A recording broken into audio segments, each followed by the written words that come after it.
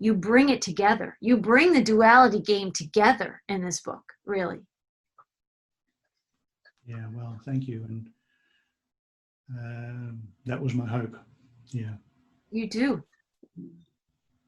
The thing I was very glad to eventually be able to get in the title of this book, after all my such long searching and investigating and trying out this and trying out that organization and looking into this philosophy, and it was all so complicated and so many dead ends, so many disappointments, you know, so many quagmires I got stuck in and all of that.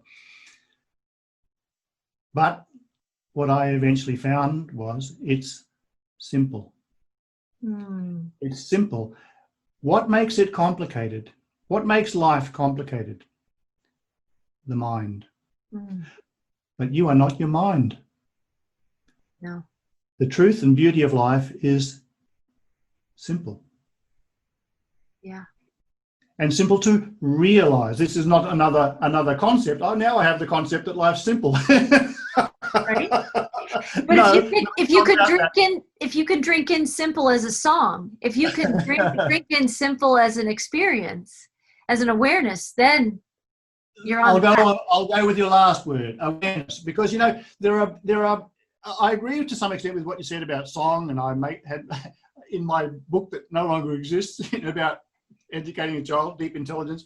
I made some comments about how great art, for example, can really take us out of our thinking mind. Somebody recently said, what about the experience of awe? And I thought, yeah, that's great too, because awe is this, say you're in nature and you see this magnificent scene of nature, and it just takes you into this sense of awe. Now, the sense of awe, I realized when this person mentioned it to me, it's an experience, inverted commas, we're going to use that word experience, of being in something that the mind cannot fathom and the mind could not convey to anybody else. And yet it's so much more real feeling than anything that we usually normally experience. Yeah. Well, this is beautiful. This is the essence of who we are. That's why nature can often, not every aspect of nature, but often we'll have an experience in nature where it just draws us out of our mind into somehow the arising of this essence of who we are, which is, of course, also the essence of what orchestrates all of the manifestation of nature. Beautiful art can help to bring that about. Usually it's fairly momentary, like most experiences of awe are quite momentary. Yeah. Even humor, and I give some brief discussion and a few examples of humor in my book, it can crack this rigidity of the mind, and it subverts the authority of our ideas. We start to see in a joke, which brings kind of two contexts together, they clash, and suddenly we just burst out laughter. The tension is dissolved. The tension built into these conditioned perspectives on things dissolves, and we realize that actually they were just mental constructions after all, and they just fall into dust. So these various things can be nice tools, most enjoyable experiences, usually, as I say, fairly momentary, but lovely nevertheless.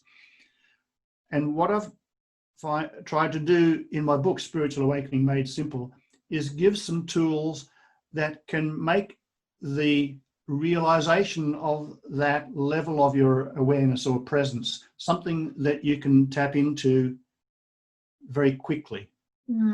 Now, we're breaking a habit, and I explain in the book how ultimately all that we're doing here in Spiritual Awakening is breaking a habit. We're breaking a habit of identifying with form, identifying with concepts, thinking that that's real and that's who I am. Now, habits by their very nature are repetitive, they're cyclical.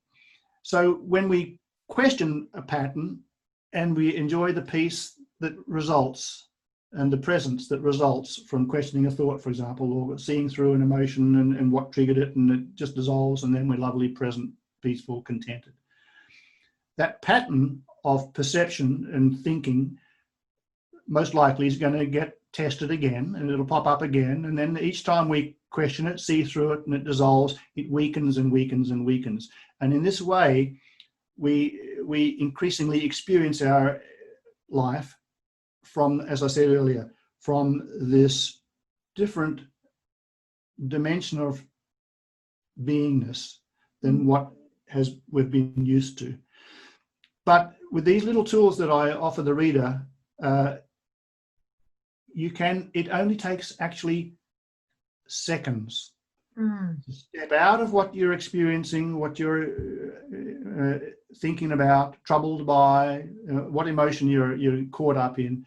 It only takes seconds to come back to the peaceful presence that is you, the formless awareness.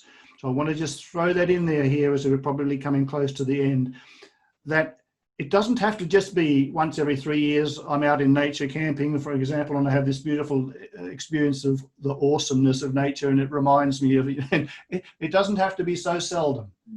No, it's quite simple actually, when you've got the little simple tools to cultivate your life and live it and come back to the authenticity of who you are in a few seconds. Thank you. I mean, that was so beautiful.